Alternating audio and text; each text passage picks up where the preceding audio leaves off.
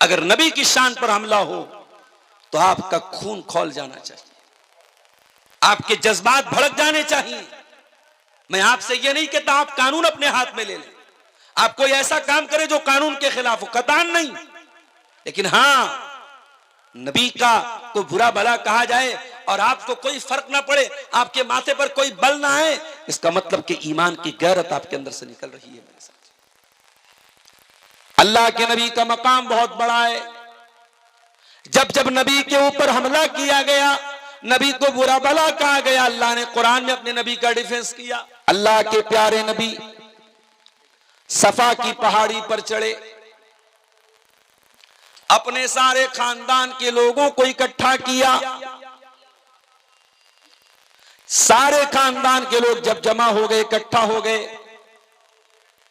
सारे लोगों को जमा करने के बाद आपने फरमाया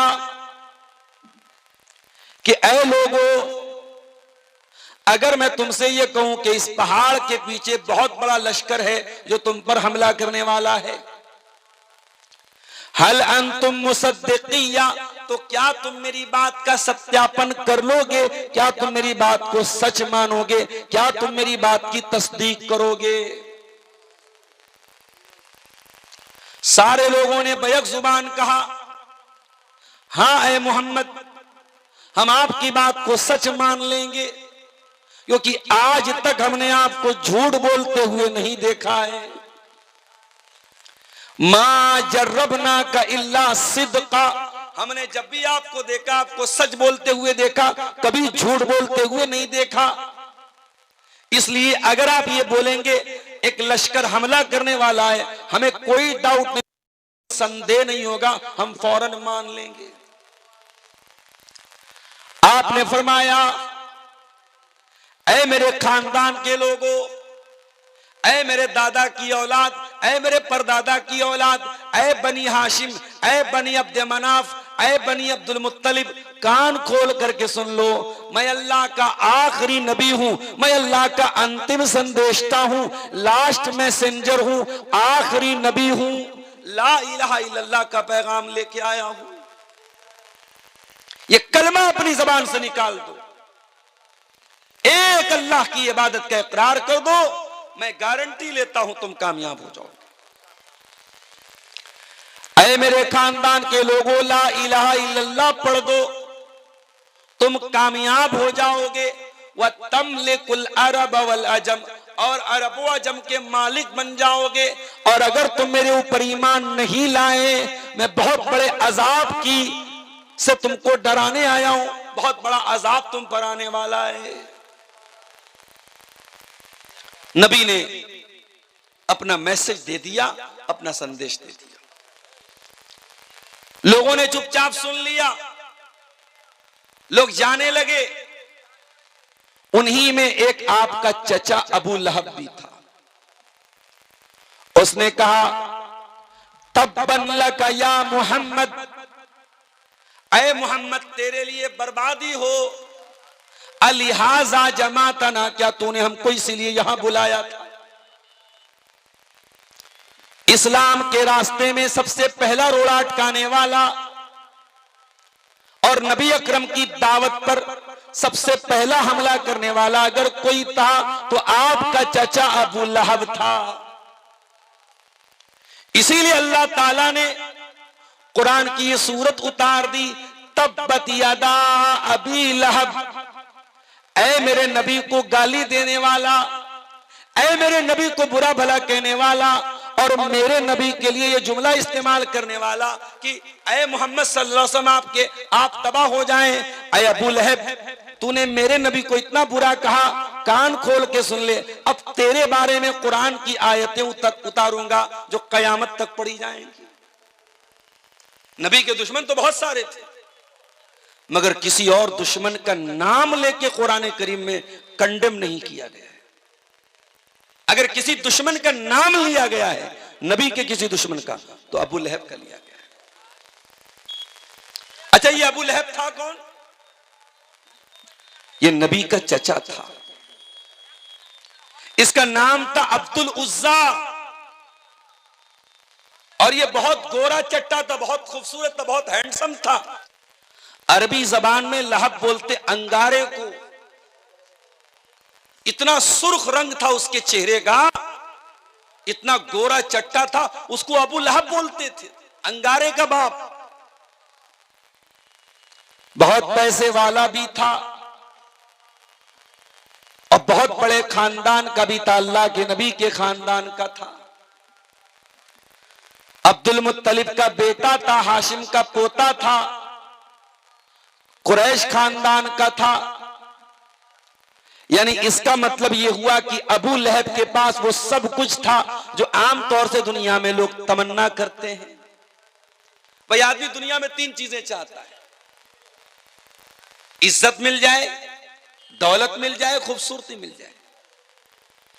अबू लहब के पास इज्जत भी है, दौलत भी है, खूबसूरती भी है,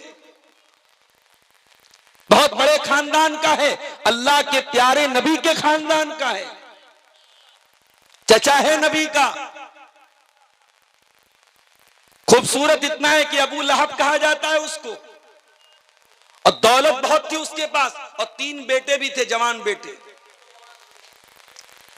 लेकिन उसकी जिंदगी का एक ही मकसद था, अल्लाह के प्यारे नबी को तकलीफ पहुंचाना। हज का सीजन आता था, दूर दूर से लोग हज करने मक्का में आते थे। अल्लाह के नबी मक्का के बाजारों में जाते थे, हाजियों का हाथ पकड़ के उनको तौहीद की दावत देते थे, इस्लाम के बारे में समझाते थे, अपनी रिसालत के बारे में बताते थे। जब अल्लाह के नबी लोगों का हाथ पकड़ पकड़ के इस्लाम के बारे में समझाते थे, पीछे पीछे आपका चचा अबू लहब आता था और कहता था, इसकी बात न सुनना, इन्नहु साबी, ये तो साबी है, ये तो बेदीन है, ये तो पागल है, ये तो शायर है, ऐ लोगों मेरे भतीजे की बात मत सुनना। लोग आकर के पूछते कि ये जो अपने आप को नबी कह रहे हैं, ये कौन है जो इनकी तरदीद कर रहा है, कौन है जो इनकी बात को गलत कह रहा है? पता चलता कि चचा है। जब ये पता चलता कि चचा है तो लोग कहते चचा तो भतीजे को ज्यादा जानता है, अगर चचा की नजर में ये गलत है तो इसका मतलब कि ये सही नहीं है। एक बात बोलूं, इंसान दुनिया में दुश्मन से हार सकता है, दुश्मन से जीत सकता है, अपनों से जीतना बहुत मुश्किल है। वो एक शेर है कि हमें तो अपनों ने है लूटा, गैरों में कहां दम था, कश्ती हमारी डूबी, पानी जहां पे कम था। और अरबी का एक शेर है, वह जुल्म ज़विल क़राबति अशद्दु मज़ाज़तन अलन नफ्स मिन वक़िल हिसामिल मुहन्नदी, कि जब अपना कोई करीबी हमला करता है तो ज्यादा तकलीफ होती है। अबू लहब नबी का चचा था, नबी चाहते तो पलट के जवाब दे सकते थे, लेकिन चूंकि चचा का दर्जा बाप के बराबर है, अल्लाह के प्यारे नबी ने फरमाया, अल अम्मु सिनउर अम्मुर रजुल सिनउ अबी, इंसान का चचा उसके बाप के बराबर होता है। चचा का एक मर्तबा होता है, इसलिए बच्चों को के दिलों में चचा का और बड़े अब्बा का, ताया का एहतराम पैदा करो। हमारे यहाँ जब से नया कल्चर आया है, चचा को भी अंकल बोला जाता है, खालू को भी अंकल बोला जाता है, मामू को भी अंकल, सब अंकल हो गए। सारे अंकलों में एक अंकल वो भी है जो आपका भाई है और आपके बच्चों का चचा है या आपके बच्चों का ताया है, उसका दर्जा बहुत बड़ा है। अल्लाह के नबी ने फरमाया चचा बाप के बराबर होता है। नए कल्चर में सब आंटी हैं, खाला भी आंटी, मामी भी आंटी, चची भी आंटी, सब आंटी हैं। लेकिन ये बात याद रखो, सारी आंटियां एक तरफ हैं और मां की बहन का दर्जा, जिसको खाला बोलते हैं, आपके यहां भी खाला ही बोलते होंगे, कहीं की मौसी बोलते हैं। खाला या मौसी जो होती है, अल खालतु बिमंजिलतिल उम, अल्लाह के नबी ने फरमाया खाला मां के बराबर होती है। नबी जवाब दे सकते थे, चचा था। मेरे नबी तो वैसे भी गाली का जवाब गाली से नहीं देते थे। एक मर्तबा अल्लाह के नबी बैठे हुए थे, यहूदी वहां से गुजरे। यहूदियों ने शरारत की और कहा अस्सलामु अलैकुम, ऐ मोहम्मद सल्लल्लाहु अलैहि वसल्लम आपके ऊपर मौत आ जाए, हलाक हो जाएं, तबाह हो जाएं आप। हजरत आयशा वहीं पर पर्दे के अंदर मौजूद थी, उन्होंने सुन लिया। हजरत आयशा के सामने उनके नबी को बुरा भला कहा जाए, वो कैसे बर्दाश्त कर सकती थी। हजरत आयशा ने फौरन पलट के जवाब दिया वालेकुमुस्सलामु वल्लानतु, ऐ यहूदियों तुम पर मौत आए, तुम पर लानत बरसे। नबी ने फरमाया या आयशा महलन या आयशा, ऐ आयशा इतने तैश में आने की क्या जरूरत थी, इतने गुस्से में आने की क्या जरूरत थी। ऐ आयशा अपने आप को थोड़ा ठंडा रखो, थोड़ा अपने आप को नरम बनाओ, इतने जज्बात में आने की क्या जरूरत थी। हजरत आयशा ने फरमाया ऐ अल्लाह के नबी क्या आपने सुना नहीं उन्होंने क्या कहा था, उन्होंने आपको सलाम नहीं किया था, उन्होंने अस्सलामु अलैकुम कहा था, उन्होंने बद्दुआ की थी आपके ऊपर। आपने फरमाया ऐ आयशा मैंने सुना था और मैंने जवाब भी दे दिया था। जब उन्होंने अस्सलामु अलैकुम कहा था तो मैंने व अलैकुम कहा था। उन्होंने कहा अस्सलामु अलैकुम तुम पर मौत आए, मैंने कहा वालेकुम सेम टू यू तुम पर भी आए। मैंने जवाब दे दिया। तो मेरे नबी का जवाब देने का तरीका भी ये था, गाली का जवाब कभी गाली से आपने नहीं दिया। तो जब दुश्मन को आप गाली का जवाब गाली से नहीं देते थे, तो यहां तो अपना चचा था, चचा आपको तकलीफ पहुंचा रहा है। और अबू लहब की बीवी जो आपकी चची थी, नाम नोट कर लो, उम्मे जमील नाम था, बड़े बाप की बेटी थी। अबू लहब की बीवी थी, बहुत बड़े बाप की बेटी थी, कुरैश खानदान के बहुत बड़े खानदान की बेटी थी। वो इतने ऊंचे दर्जे पर होने के बावजूद अपने शौहर का साथ देती थी अल्लाह के नबी के साथ दुश्मनी करने में। जब अल्लाह के नबी कुरान सुनाते थे, जब अल्लाह के नबी दीन की बातें करते थे, तो ये इतनी कमबख्त थी, इतनी जालिम थी, ये कहती थी मुज़म्ममन असैना व दीनहु कलैना, ऐ अपने आप को मोहम्मद कहने वाले, हम तुझे मोहम्मद नहीं मानते, हम तुझे मुज़म्मम मानते हैं। अल्लाह के नबी का नाम मोहम्मद था सल्लल्लाहु अलैहि वसल्लम। मोहम्मद मतलब जिसकी प्रशंसा की जाए, जिसकी तारीफ की जाए। इसलिए हमारे हिंदू भाइयों की किताबों में भी हमारे नबी का नाम नराशंस आया है। नराशंस मतलब वो नर जिसकी प्रशंसा की जाए। तो अल्लाह के नबी का नाम ऐसा था कि नाम ही से तारीफ झलकती थी। तो ये कमबख्त जो थी, ये नबी का नाम नहीं लेती थी, मोहम्मद नहीं कहती थी, मुज़म्मम कहती थी। मोहम्मद मतलब जिसकी तारीफ की जाए, और मुज़म्मम मतलब जिसकी बुराई की जाए, वो नबी को मुज़म्मम कहती थी। ये दोनों मियां बीवी नबी की दुश्मनी करते थे, इस्लाम की दुश्मनी करते थे, नबी को तकलीफें पहुंचाते थे। अल्लाह के नबी चचा का रिश्ता का लिहाज करते थे, और अल्लाह के नबी कभी पलट के जवाब भी नहीं देते थे। पता ये चला जब अपना कोई रिश्तेदार तकलीफ पहुंचाए और रिश्ते में वो बड़ा हो, तो रिश्ते का लिहाज रखा जाए, नजरअंदाज कर दिया जाए। अगर किसी का बाप अपनी औलाद के साथ नाइंसाफी करे, बेटा सब्र से काम ले, बाप अगर नाइंसाफी करेगा अल्लाह क्या पकड़ा जाएगा। अगर बड़ा भाई छोटे भाई के साथ ज्यादती करे, छोटा भाई बदतमीजी न करे, सब्र से काम ले, बर्दाश्त से काम ले, बड़ा भाई अगर गलत करेगा अल्लाह क्या पकड़ा जाएगा। रिश्तों में जो बड़े हैं, बड़ों को बड़ाई देनी चाहिए। अल्लाह के नबी ने तो जवाब नहीं दिया, मगर अल्लाह ने जवाब दिया और कुरान की ये सूरत उतार दी। अल्लाह के नबी का मकाम बहुत बड़ा है। जब जब नबी के ऊपर हमला किया गया, नबी को बुरा भला कहा गया, अल्लाह ने कुरान में अपने नबी का डिफेंस किया। नबी को अल्लाह ताला ने 4 बेटियां दी, और बेटे जो हुए सब बचपन में इंतकाल कर गए। इब्राहिम पैदा हुए बचपन में इंतकाल कर गए, कासिम पैदा हुए बचपन में इंतकाल कर गए, अब्दुल्ला पैदा हुए, बचपन में इंतकाल कर गए। लोगों ने कहा अरे ये नबी, इनकी तो नस्ल ही आगे नहीं बढ़ेगी, इनकी तो कोई औलाद ही नहीं है, इनका तो कोई बेटा ही नहीं है, ये तो दुम कटे हुए हैं। लोगों ने नबी को दुम कटा हुआ कहा, इनकी तो दुम कटी है, इनका कोई बेटा नहीं है। अल्लाह ने कुरान में सूरह कौसर नाजिल कर दी, इन्ना आतैना कल कौसर, ऐ नबी हमने आपको कौसर अता किया है, हमने आपको बहुत ज्यादा भलाई अता की है, बहुत ज्यादा बरकत अता की है, बहुत ज्यादा खैर अता किया है। फसल्ली लिरब्बिका वनहर, ऐ नबी आप अपने रब के लिए नमाज पढ़िए और अपने रब के लिए कुर्बानी कीजिए। इन्ना शानिअका हुवल अबतर, ऐ नबी आप दुम कटे नहीं है, आपकी नस्ल खत्म होने वाली नहीं है, आपके दुश्मन की नस्ल खत्म होने वाली है। नबी की नस्ल कहां खत्म हुई? कयामत की सुबह तक, जब तक दुनिया में एक भी मुसलमान मौजूद है, अशहदु अल्ला इलाहा इल्लल्लाह के साथ साथ आसमान में अशहदु अन्ना मुहम्मद रसूलुल्लाह की आवाज भी गूंजती रहेगी।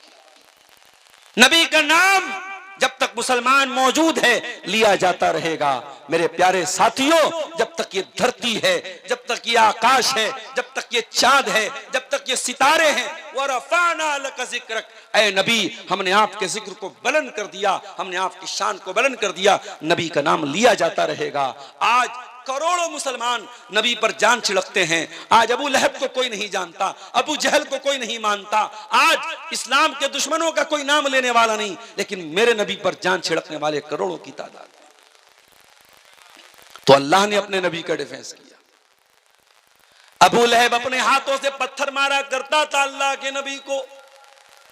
अल्लाह ने फरमाया तब्बत यदा अबी लहब व तब, ऐ मेरे नबी पर पत्थर मारने वाले अबू लहब, तेरे दोनों हाथ टूट जाएं, तेरे दोनों हाथ बर्बाद हो जाएं, जिन हाथों से तू मेरे नबी को तकलीफ पहुंचाया करता था।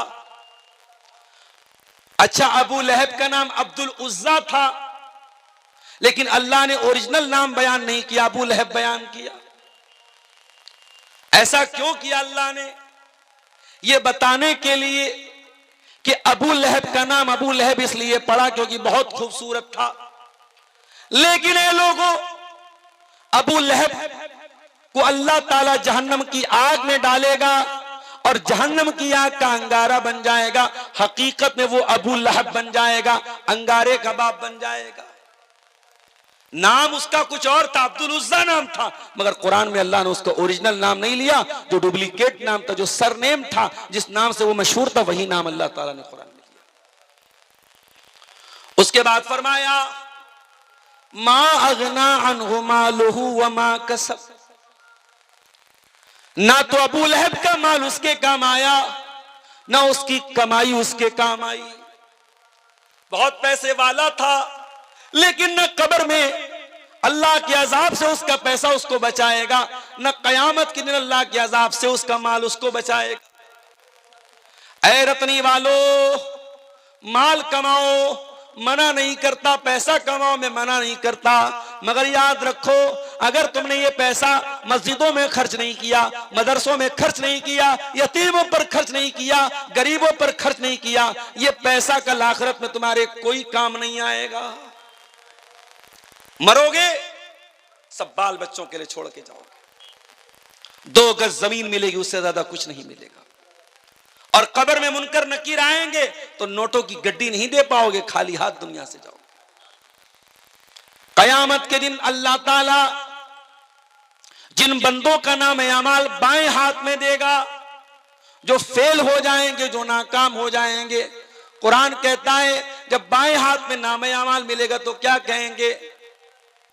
वह अम्मा मन ऊतिया किताबहू बिशिमालिही, जिसका नाम अमाल बाएं हाथ में दिया जाएगा, वो कहेगा या लैतनी लम ऊत किताबिया व लम अद्री मा हिसाबिया, ऐ काश मेरी किताब मुझको न दी गई होती, काश मैं अपना हिसाबो किताब न जानता। या लैतहा कानतिल काजिया, ऐ काश दुनिया में जो मौत आई थी उसी मौत पर मेरा काम तमाम हो गया होता। मा अगना अन्नी मालिया, मेरा माल मेरे किसी काम नहीं आया। कयामत के दिन आपका माल आपके कोई काम नहीं आएगा। अबू लहब का माल उसके कोई काम नहीं आया। वमा कसब, और उसकी कमाई उसके कोई काम नहीं। कमाई से क्या मुराद है? उलमा ने लिखा कमाई से मुराद बेटे हैं। उसके बेटे भी उसके कोई काम नहीं आए। 3 बेटे थे उसके, एक का नाम उतबा, एक का नाम उतैबा, एक का नाम मुअत्तब। उतबा, उतैबा, मुअत्तब 3 बेटे थे अबू लहब के। और उनमें से 2 बेटे अल्लाह के नबी के दामाद थे। रिश्ता तय हुआ था, शादी हुई थी, अभी रुखसती नहीं हुई थी। अल्लाह के नबी की मजली बेटी रुकैया और मजली से छोटी उम्मे कुलसूम, इन दोनों लड़कियों का निकाह तय हुआ था अबू लहब के 2 बेटों से, उतबा से, उतैबा से। मगर जब कुरान की ये सूरत उतर गई तब्बत यदा अबी लहब, अबू लहब ने अपने बेटों से कहा तलाक दे दो। तलाक दे दिया उन दोनों ने। अभी रुखसती नहीं हुई थी, तलाक हो गई। अब बाद में जो उतबा था वो तो ईमान ले आया, वो सहाबी हो गए उतबा। और जो उतैबा था वो नबी का दुश्मन था, अपने बाप का साथ देता था। एक मर्तबा उसने अल्लाह के नबी के मुंह पर आके थूक दिया। अल्लाह के नबी ने बद्दुआ की, ऐ अल्लाह तो अपने कुत्तों में से कोई कुत्ता इसके ऊपर मुसल्लत कर दे। नबी ने बद्दुआ की, अल्लाहुम्मा सल्लित अलैहि कल्बम मिन किलाबिक, ऐ अल्लाह तू अबू लहब के इस बेटे के ऊपर अपने कुत्तों में से कोई कुत्ता मुसल्लत कर दे। अबू लहब का ये बेटा उतैबा मुल्क के शाम जा रहा था अपने दोस्तों के साथ। रास्ते में एक बहुत खतरनाक किस्म का शेर आ गया जिसने इसके ऊपर हमला किया। इसके दोस्तों की आंखों के सामने उस शेर ने इसको चीर फाड़ के मार दिया, खत्म कर दिया। इसके दोस्तों की हिम्मत भी नहीं हुई कि अपने दोस्त को जाके बचा सके। नबी की बद्दुआ का यह असर था। अल्लाह ताला ने शेर को भेजा और शेर चीर फाड़ के उसको खा गया, खत्म कर दिया।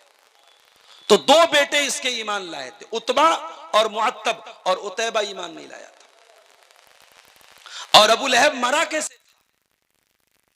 उसको चर्म रोग हो गया था। एक बहुत खतरनाक बीमारी होती थी स्किन की, पूरे बदन में फोड़े निकल जाते थे, उसको अदसा बोलते थे। उसको अदसा की बीमारी हो गई।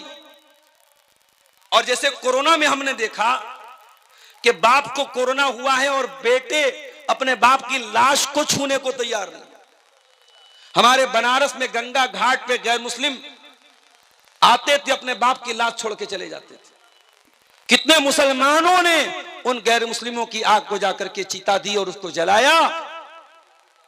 आज कोरोना में हम वो जो हालात देख रहे थे, अबू लहब के साथ वही हालात। अबू लहब का इंतकाल हुआ, कोई बेटा छूने को तैयार नहीं बाप को। बदबू आ रही थी बहुत खतरनाक उसकी बॉडी से। बड़ी मुश्किल से जमीन में गड्ढा खोद के उसकी लाश को फेंका गया। ये अंजाम दुनिया में हुआ और आखिरत में इससे बुरा अंजाम होने वाला है। तब्बत यदा अबी लहब व तब, अबू लहब के दोनों हाथ टूट गए, अबू लहब बर्बाद हो गया। मा अगना अन्हु मालुहु व मा कसब, न उसका माल उसके काम आया, न उसकी कमाई उसके काम आई, न उसके बच्चे उसके काम आए। सयस्ला नारन ज़ात लहब,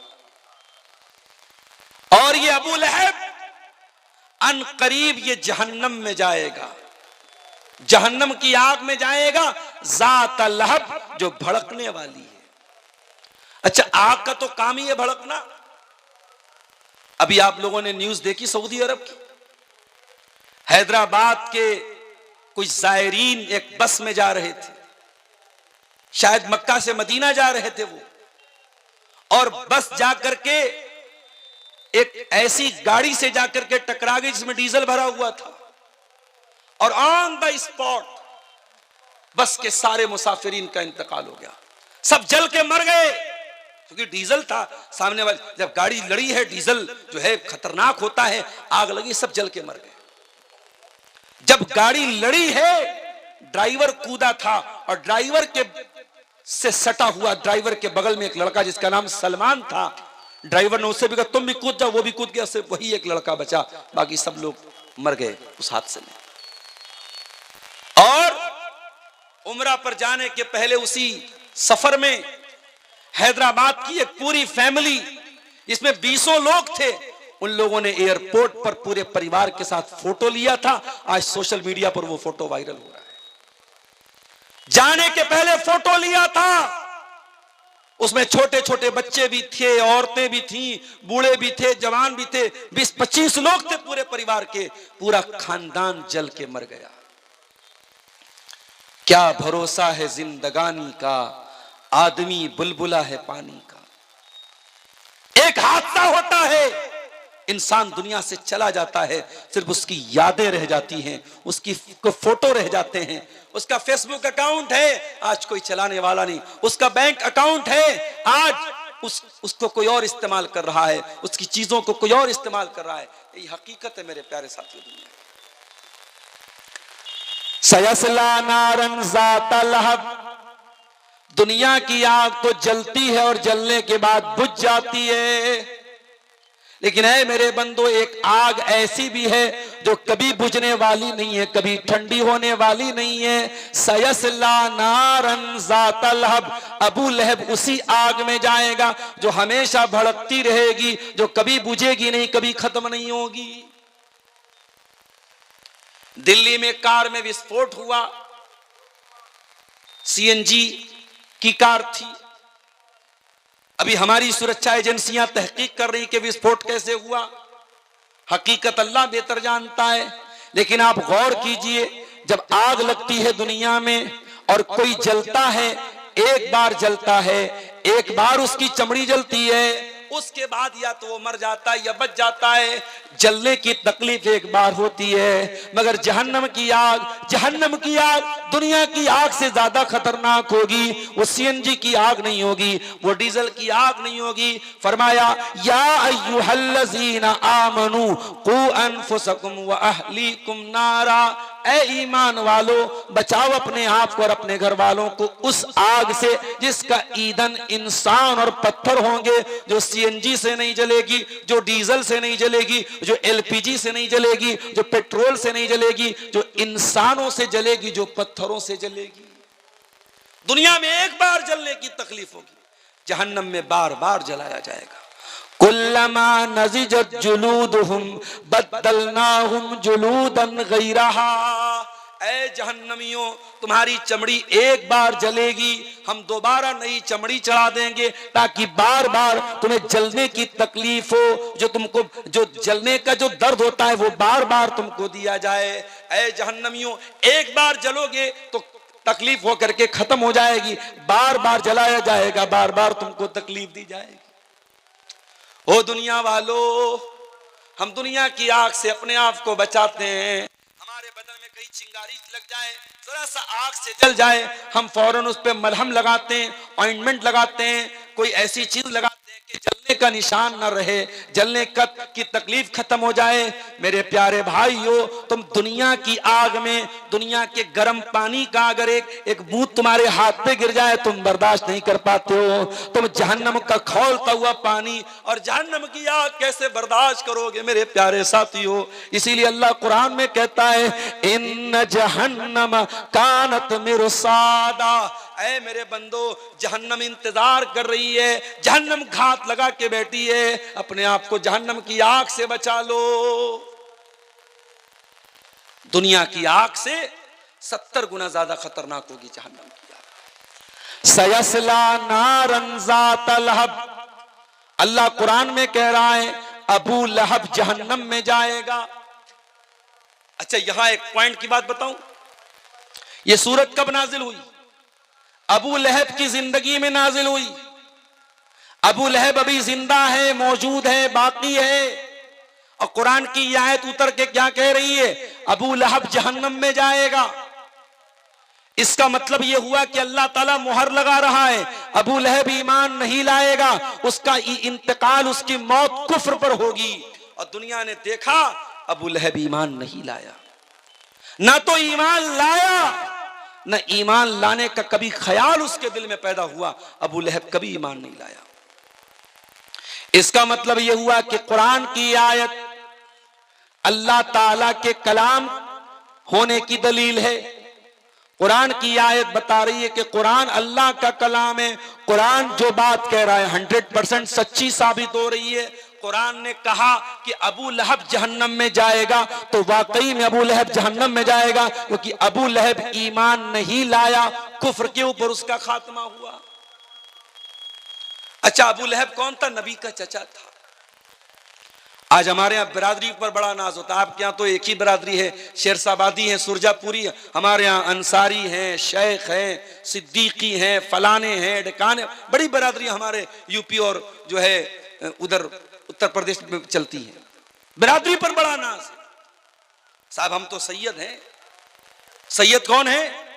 रसूल के खानदान के। शराब पियो, जिना करो, दाढ़ी मुंडाओ, औरतें बेहयाई करे, सैयद हैं हम तो रसूल के खानदान के। याद रखो मेरे प्यारे साथियों, ईमान नहीं लाया तो अबू लहब जो नबी का चचा था वो जहन्नम में गया। हजरत नूह अलैहिस्सलाम का बेटा अपने बाप पर ईमान नहीं लाया तो वो भी दुनिया में डूबा और आखिरत में भी डूबेगा। पैगंबर थे नूह अलैहिस्सलाम, 950 साल तक अल्लाह ताला के दीन की तबलीग करते रहे, मगर अपने बेटे को नहीं बचा पाए। बगावत पर हो आमादा तो डूबे नूह का बेटा, बगावत पर हो आमादा तो डूबे नूह का बेटा। यहां नामो नसब की बरतरी से कुछ नहीं होता। तू है कौन? मेरा बाप बहुत अच्छा था। अल्लाह क्या ये नहीं पूछा तेरा बाप कैसा था? अल्लाह क्या ये पूछा जाएगा तू कैसा है? तेरा ईमान है कि नहीं? तेरा अकीदा सही है कि नहीं? तेरा कैरेक्टर सही है कि नहीं? तेरा अमल सही है? तेरा पूछा जाएगा, तेरे बाप का नहीं पूछा जाएगा। बाप पे नाश करना बंद कर दो, खानदान पे नाश करना बंद कर दो मेरे साथी। अबू लहब कौन? नबी का चचा, अब्दुल मुत्तलिब का बेटा, हाशिम का पोता, और जहन्नम की आग में जल रहा है। इसीलिए हजरत अली रजी अल्लाह तआला अन्हु कहते हैं, फला तत्रुकी तक़वत्तिकालन अलन नसब। इंसान की कीमत उसके अखलाक से होती है। ऐ लोगों, तुम हसब और नसब पर भरोसा करके, खानदान पर भरोसा करके, बिरादरी पर भरोसा करके अल्लाह से डरना न छोड़ना, तकवा न छोड़ना। फकद रफाल इस्लामु सलमाना फारसिन। इस्लाम ने ईरान के रहने वाले, फारस के रहने वाले सलमान फारसी के मकाम को बढ़ा दिया। वज़ा शरीफन नसब अबा लहब। और अबू लहब जो बहुत ऊंचे मर्तबे वाला था, उसको इस्लाम न लाने की वजह से जहन्नम की आग में जाना पड़ेगा। अल्लाह ताला के हसब व नसब की कीमत नहीं है मेरे साथी। अल्लाह की कीमत अखलाक की, अल्लाह की कीमत अकीदे की, अल्लाह की कीमत अमल की। सयस्ला नारन ज़ात लहब। अबू लहब जहन्नम की आग में डाला जाएगा। और बड़े गौर से सुनना मेरे भाइयों, वमरातुहु हम्मालतल हतब। और अबू लहब जब जहन्नम में जाएगा तो अकेला नहीं जाएगा, अपनी बीवी के साथ जाएगा। उसकी बीवी भी जहन्नम की आग में जाएगी। पता ये चला, अगर अबू लहब करेला था तो उसकी बीवी नीम चढ़ी थी। कहते ना, एक तो करेला ऊपर से नीम चढ़ा। अगर शौहर बुरा है तो कभी कभी बीवी नेक होती है तो शौहर को सुधार देती है, मगर यहां एक तो करेला ऊपर से नीम चढ़ा था, शौहर भी गड़बड़, बीवी भी गड़बड़। इसलिए जब रिश्ता तय करने जाओ तो बहुत सोच समझ के रिश्ता तय करो। मेरी प्यारी माँ और बहनों, जब बहू देखने जाओ तो ये मत देखो कि खूबसूरत कितनी है, ये देखो दीनदार कितनी है। अल्लाह के प्यारे नबी फरमाते हैं, तुनकहुल मरअतु लिअरबईन लिमालिहा व लिहसबिहा व लिजमालिहा व लिदीनिहा। जब औरत का निकाह होता है, 4 चीजें औरत के अंदर देखी जाती हैं। माल देखा जाता है, खूबसूरती देखी जाती है, दीनदारी देखी जाती है, खानदान देखा जाता है। आपने फरमाया फज़फर बिज़ातिद्दीन, तुम दीनदार को लेके आ जाओ, कामयाब हो जाओगे। आज क्यों घर बिगड़ रहे हैं? आज क्यों सास बहू का रिश्ता खराब हो रहा है? आज क्यों नंदी और भाभी आपस में लड़ रही हैं? आज क्यों देवरानी जेठानी के झगड़े चल रहे हैं? क्योंकि हमने पैसा तो देखा, हमने बिरादरी तो देखी, हमने लंबा चौड़ा जहेज तो देखा, हमने घर मकान तो देखा, मगर हमने दीनदारी नहीं देखी। घर में औरत लाओ तो दीनदारी देख के लाओ मेरे साथ। आजकल लव मैरिज का बड़ा मामला चल रहा है। लोग पूछते भी, मौलवी साहब लव मैरिज करना कैसा है?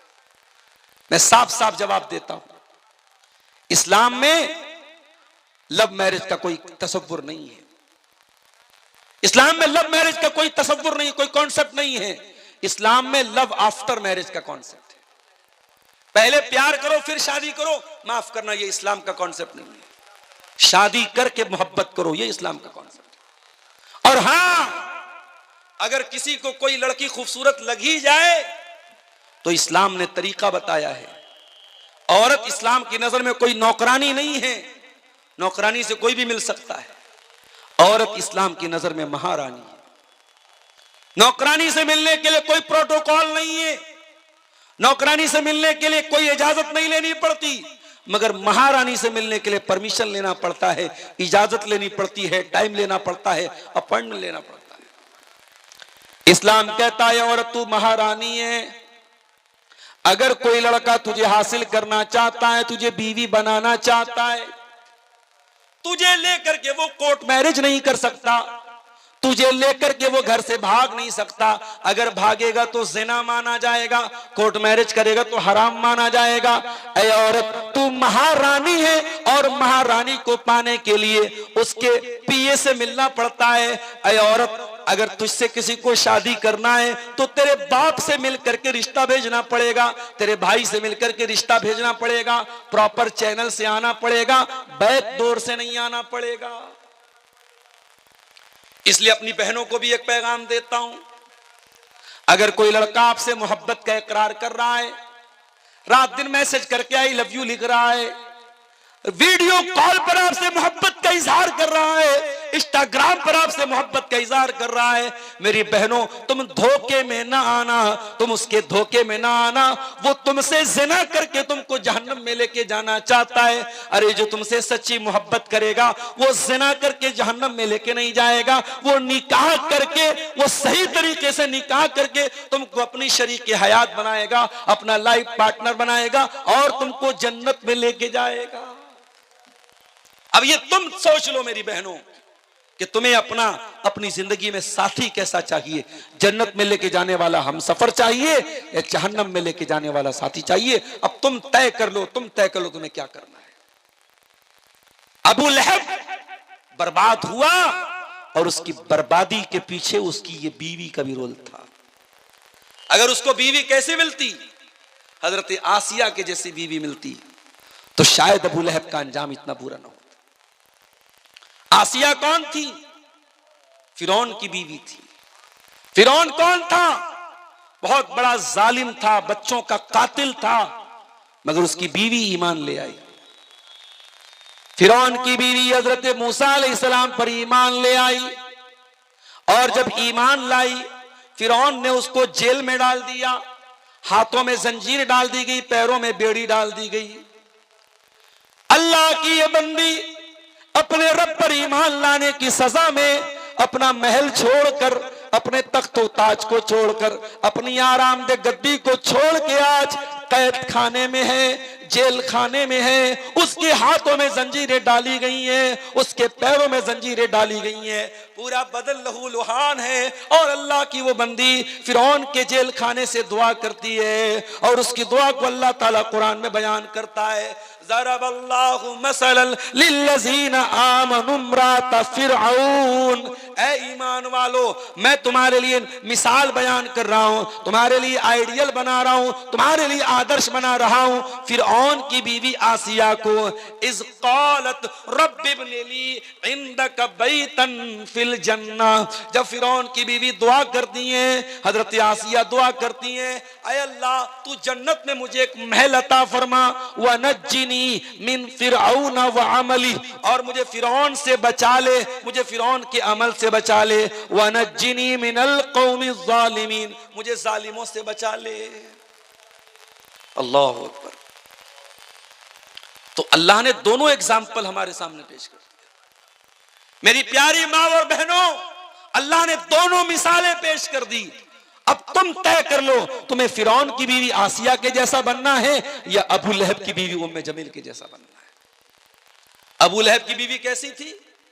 हम्मालतल हतब, लकड़ियों को उठाया करती थी। उलमा ने लिखा लकड़ी को उठाने का दो मतलब है। एक मतलब तो यह चुगलखोर थी, रिश्तों में दरार डाला करती थी, लकड़ी डाला करती थी, रिश्तों को तोड़ा करती थी, इसलिए अल्लाह ने उसको हम्मालतल हतब कहा। ऐ मेरी प्यारी माँ बहनों, अगर हो सके तो रिश्ता बनाने वाली बनना, रिश्ता तोड़ने वाली कभी ना बनना, वरना अबू लहब की बीवी के साथ तुम्हारा हशर होगा। चुगलखोर न बनना, रिश्तों में दरार डालने वाली न बनना, अगर हो सके तो मिलाने वाली बनना। कभी किसी की दुश्मनी में नफरत का पेट्रोल मत डालना, कभी नफरत का जहर मत डालना। इसीलिए अल्लाह के नबी फरमाते हैं, अगर आपस में झगड़ा हो जाए, उस झगड़े को जो बढ़ाता है, अल्लाह के नबी ने फरमाया हियल हालिका, रिश्तों को तोड़ना, रिश्तों को काटना, ये इंसान की नेकियों को खत्म कर देता है, रिमूव कर देता है, मिटा देता है, दीन को मिटा देता है, इस्लाम को मिटा देता है। और अगर कोई रिश्तों को जोड़ता है, मेल मिलाप कराता है, इस्लाह कराता है, अल्लाह के नबी ने इसको नमाज से बेहतर कहा, सदका से बेहतर कहा, जिहाद से बेहतर कहा। इसलिए अगर दो लोगों में दूरी है, दरार है, तो दरार को दूर करने वाले बनो, दरार को बढ़ाने वाले मत बनो मेरे प्यारे साथी। यहां तक कि इस्लाम में झूठ बहुत बड़ा गुनाह है, लेकिन अगर दो लोगों को मिलाने के लिए झूठ बोलना पड़े तो इस्लाम ने झूठ भी बोलने की इजाजत दी। अल्लाह के प्यारे नबी सल्लल्लाहु अलैहि वसल्लम फरमाते हैं, लैसल कज़्ज़ाबुल लज़ी युस्लिहु बैनन नास, जो लोगों के बीच में सुलह कराता है, अगर वो झूठ भी बोलते तो उसका झूठ झूठ नहीं लिखा जाएगा, वो झूठा नहीं है जो सुलह कराने के लिए झूठ बोले। तो अबू लहब की बीवी कैसी थी? हम्मालतल हतब, लकड़ी लगाने वाली थी, लकड़ी उठाने वाली। एक मतलब तो यह है इस आयत का। और दूसरा मतलब क्या है? अबू लहब की बीवी लकड़ियां इकट्ठा करती थी, कांटे इकट्ठा करती थी और अल्लाह के नबी के रास्ते में बिछा दिया करती थी, नबी को तकलीफ पहुंचाया करती थी। इसीलिए कुरान जब उसका नाम लेता है, कुरान जब उसका जिक्र करता है तो क्या कहता है? वमरातुहु हम्मालतल हतब, अबू लहब की बीवी भी जहन्नम में जाएगी जो लकड़ी इकट्ठा करने वाली थी। अबू लहब की बीवी के पास एक बहुत बड़ा हार था, हार समझते ना, हार, नेकलेस, मोतियों का हार था। वो इतनी कमबख्त थी, उसने अपने मोतियों के हार को बेच दिया और कहा कि इसको बेच करके मैं इस्लाम के खिलाफ इस्तेमाल करूंगी, मोहम्मद रसूलुल्लाह के खिलाफ इस्तेमाल। अल्लाह अकबर। जब नबी चंदे की अपील करते थे, औरतें अपने जेवरात भेजती थी इस्लाम की मदद करने के लिए। और ये देखो कितनी जालिम औरत थी, ये अपना मोतियों का हार क्यों बेच रही है? इस्लाम के खिलाफ इस्तेमाल करने के लिए, अल्लाह के नबी के खिलाफ इस्तेमाल करने के लिए। कुरान कहता है फी जीदिहा हब्लुम मिन मसद, ऐ अबू लहब की बीवी, तूने अपने गले के हार को इस्लाम के खिलाफ इस्तेमाल किया था, तूने मोहम्मद रसूलुल्लाह के खिलाफ इस्तेमाल किया था। ऐ अबू लहब की बीवी, कल कयामत के दिन तेरे गले में खजूर की छाल की रस्सी डाल के तुझको जहन्नम में डाला जाएगा। हब्लुम मिन मसद, खजूर की छाल की रस्सी डाल के तुझे जहन्नम की आग में डाला जाएगा। और बाज उलमा ने लिखा कि खजूर की छाल की नहीं, लोहे की जंजीर इसकी गर्दन में डाली जाए।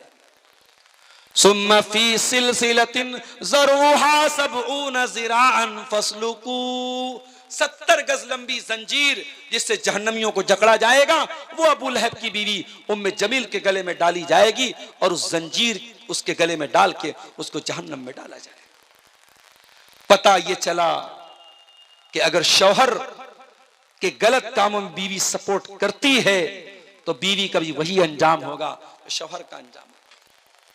इसलिए खबरदार, कभी गलत काम में किसी का सपोर्ट मत करो।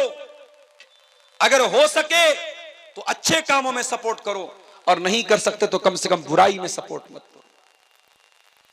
कुरान एक उसूल बताता है, तावनु अलल बिर्रि वत्तक़वा वला तावनु अलल इस्म वल उद्वान। नेकी के कामों में, तकवा के कामों में एक दूसरे की मदद करो, और गुनाह के कामों में, ज़्यादती के कामों में एक दूसरे की मदद न करो। अबू लहब की बीवी क्यों बर्बाद हुई? अपने शौहर का गलत काम में सपोर्ट करने की वजह से। तो ये कुरान की एक छोटी सी सूरत थी जिसमें सिर्फ 5 आयतें हैं। इन 5 आयतों की तफसीर और इसका माना और मतलब मैंने आपके सामने बयान किया है। कुरान की ये छोटी सी सूरत हमें ये मैसेज दे रही है कि हम अबू लहब के जैसे न बने, हम इस्लाम की मदद करने वाले बने, इस्लाम का सपोर्ट करने वाले बने। कयामत की सुबह तक जब तक कुरान पढ़ा जाता रहेगा, तब्बत यदा अबी लहब भी पढ़ी जाएगी, और ये सूरत दुनिया को ये पैगाम देगी कि ऐ दुनिया वालों, अगर हो सके तो तुम अबू बकर के साथ खड़े होना, उमर फारूक के साथ खड़े होना, उस्मान गनी के साथ खड़े होना, तुम अबू लहब के साथ खड़े मत होना। इस्लाम के खिलाफ अपनी एनर्जी को इस्तेमाल मत करना, इस्लाम के खिलाफ अपनी ताकत को इस्तेमाल मत करना। मेरे प्यारे साथियों, अभी जब मैं पटना से आ रहा था आपके बीच में, 5-6 किलोमीटर पहले एक जगह मेला लगा हुआ था। हमारे कोई गैर मुस्लिम भाइयों का मेला था, उनका मंदिर भी वहां था, मंदिर के पास मेला लगा हुआ था। मैंने देखा बड़ा जाम लगा हुआ है, तो मैंने किसी से पूछा भाई क्या मामला है? किसी ने कहा कोई लड़का किसी लड़की को लेके भाग गया है। तो ये लड़का लड़की को जो लेके भागता है, हम कभी कभी सीमांचल के कुछ जलसों में भी ये सिचुएशन हम देखते हैं कि साहब जलसों में भी कभी कभी शोर उठता है, क्या हुआ, कोई लड़का किसी लड़की को लेके भाग गया। तो मुझे ऐसा लगता है कि कहीं ना कहीं जो कल्चर हमारे गैर मुस्लिम भाइयों का है, उनके यहाँ मेले ठेले का जो कल्चर है, वो कल्चर हमारे यहाँ जलसों में भी एक मेले ठेले का माहौल बना लिया जाता है। उनके यहाँ भी लड़के लड़कियां सब बाजार में घूम रहे, हमारे यहाँ भी जलसों में बाजारों में घूमते रहते हैं, और ये जो मामलात उनके यहाँ होते वो हमारे यहाँ भी होते हैं। मेरे प्यारे साथियों, हमें और आपको ये सोचना चाहिए कि हम अबू लहब के मिशन को आगे बढ़ा रहे हैं या अबू बकर सिद्दीक के मिशन को आगे बढ़ा रहे हैं। आज बुराइयों का ऐसा माहौल है मेरे प्यारे साथियों कि अल्लाह की पनाह है, दिन ब दिन बुराइयां बढ़ रही हैं, और ऐसे माहौल में हमारे लिए आइडियल अगर कोई लोग हैं तो नबी के सहाबा है। मेरे प्यारे साथियों, अल्लाह के नबी सहाबा के साथ बैठे हुए हैं। आपने फरमाया जो आदमी दुनिया में नमाज पढ़ेगा, जन्नत में उसके लिए अलग से एक गेट होगा, बाबुस्सला, वो उस गेट से जन्नत में दाखिल होगा। जो दुनिया में बहुत ज्यादा सदका खैरात करेगा, उसके लिए जन्नत में एक अलग गेट होगा, बाबू सदका, वो बाबू सदका से जन्नत में जाएगा। जो दुनिया में बहुत ज्यादा नफिल रोजा रखेगा, उसके लिए जन्नत में एक दरवाजा होगा, बाबू रैयान, वो बाबू रैयान से जन्नत में दाखिल होगा। जन्नत के 8 दरवाजे होंगे। नबी ने फरमाया 8 दरवाजे से अलग अलग नेकी करने वाले लोग जाएंगे। हजरत अबू बकर सिद्दीक ने कहा, ऐ अल्लाह के नबी, क्या कोई ऐसा भी होगा, कोई ऐसा अल्लाह का कुछ नसीब बंदा भी होगा जिसको 8 दरवाजों से बुलाया जाए, जो सदका खैरात भी खूब करने वाला हो, नमाज भी खूब पढ़ने वाला हो, अल्लाह की राह में जिहाद करने वाला भी हो, रोजा रखने वाला भी हो। ऐ अल्लाह के नबी, क्या कोई ऐसा भी होगा जिसको 8 दरवाजे से बुलाया जाएगा? आपने फरमाया हाँ, ऐसे भी लोग होंगे।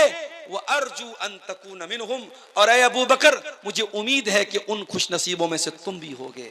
मेरे प्यारे साथियों, अबू बकर सिद्दीक का मिजाज ऐसा था। आज हम दुनिया के लिए कंपटीशन करते हैं। अगर हमारे भाई के पास दौलत है तो हमारे पास भी दौलत आ जाए, उसके पास 2 मंजिला घर है हमारे पास भी 2 मंजिला घर आ जाए, उसके पास अगर शोहरत है, इज्जत है, दौलत है, हमारे पास भी आ जाए। हम दुनिया के लिए कंपटीशन करते हैं। मेरे प्यारे साथियों, हमें आखिरत के लिए कंपटीशन करना चाहिए। कुरान कहता है वफी ज़ालिका फलयतनाफसिल मुतनाफिसून, मेरे बंदो तुम्हें एक दूसरे से आगे बढ़ने की कोशिश करनी चाहिए।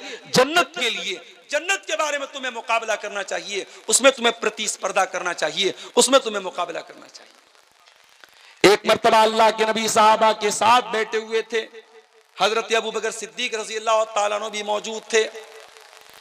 आपने पूछा मन अतमा मिनकुमुल यौम मिस्कीना, कौन है तुम में से जिसने आज किसी गरीब को खाना खिलाया है? हजरत अबू बकर सिद्दीक ने हाथ उठाया, कहा अल्लाह के नबी मैंने आज एक गरीब को खाना खिलाया है। फिर आपने फरमाया मन अस्बह मिनकुमुल यौम साइमन, कोई है तुम में से जो आज रोजा रख के आया है? अबू बकर सिद्दीक ने अपना हाथ उठाया, अल्लाह के नबी आज मैं रोजे की हालत में हूं। फिर आपने पूछा मन आदा मिनकुमुल यौम मरीजा, क्या कोई ऐसा भी है जो किसी मरीज की अयादत करके आया हो? अबू बकर सिद्दीक ने हाथ उठाया, कहा हाँ अल्लाह के नबी मैंने एक मरीज की अयादत भी की है। फिर आपने पूछा क्या कोई ऐसा भी है जिसने किसी मुसलमान के जनाजे में शिरकत की हो? फिर अबू बकर सिद्दीक का हाथ उठा, हाँ अल्लाह के नबी मैंने एक मुसलमान के जनाजे में भी शिरकत की है। जरा गौर करो मेरे प्यारे साथियों, अल्लाह के प्यारे नबी नेकी का नाम लेते चले जा रहे हैं और हर नेकी पर अपना हाथ उठा रहे हैं। हजरत अबू बकर सिद्दीक रज़ी अल्लाह तआला अन्हु, और यही वो अबू बकर सिद्दीक हैं। नबी ने फरमाया ऐ अबू बकर तुमने इतने सारे नेकी के काम किए हैं, ये सारे नेकी के काम अगर एक दिन में 24 घंटे में अगर कोई एक आदमी करता है वो जरूर जन्नत में जाएगा। मेरे प्यारे साथियों, ये अबू बकर सिद्दीक हैं। मैं अबू बकर सिद्दीक का नाम इसलिए ले रहा हूं, मैं दोनों एग्जाम्पल आपके सामने पेश कर रहा हूं, एक नबी का चाहने वाला, एक नबी से दुश्मनी करने वाला। एक अबू बकर जो जिंदगी में भी नबी के साथ थे और इंतकाल भी नबी के साथ इंतकाल के बाद भी वहीं पे दफन हैं और कयामत के दिन नबी के साथ रहेंगे। और एक अबू लहब है जो दुनिया में जलील होकर के कुत्ते की मौत मरा और आखिरत में भी जहन्नम की आग में डाला जाएगा। मेरे प्यारे साथियों, अब हमें और आपको तय करना है हमें कौन सा किरदार अपनाना है, हमें कौन सा कैरेक्टर अपनाना है। हमें अबू बकर सिद्दीक वाला कैरेक्टर अपनाना है या अबू लहब वाला कैरेक्टर अपनाना है। और हमारी माँ बहनों को भी तय करना चाहिए कि उन्हें हजरत मरियम का कैरेक्टर अपनाना है, हजरत आसिया का अपनाना है या उम्मे जमील का अपनाना है, फिरौन की बीवी का अपनाना है। और मेरे प्यारे साथियों, सूरह तब्बत यदा अबी लहब की मुख्तसर सी तफसीर आपके सामने इस उम्मीद के साथ मैंने पेश की है कि हम इस कुरान करीम की छोटी सी सूरत जो हमें याद है इस पर हम गौर करेंगे और इससे जो नसीहतें हमें मिलती है उस पर इंशाअल्लाह हम अमल करेंगे। हम रब्बुल आलमीन से दुआ करते हैं, इलाही आलमीन तो हमें कुरान करीम की सूरत पर अमल करने की तौफीक अता फरमा। इलाही आलमीन हमें तू अबू बकर सिद्दीक के किरदार को अपनाने की तौफीक अता फरमा और अबू लहब के किरदार से हमें बचने की तौफीक अता फरमा। परवरदिगार, जिस मदरसे के लिए आज का ये प्रोग्राम हुआ है, इस मदरसे से जो बच्चे पढ़ें उन्हें दीन का सच्चा खादिम बना दे। इलाही आलमीन हमें से जो बीमार हैं उनको शिफाए कामिला आजला अता फरमा, जो रोजी रोटी से परेशान है अल्लाह उनके कारोबार में बरकत नसीब फरमा।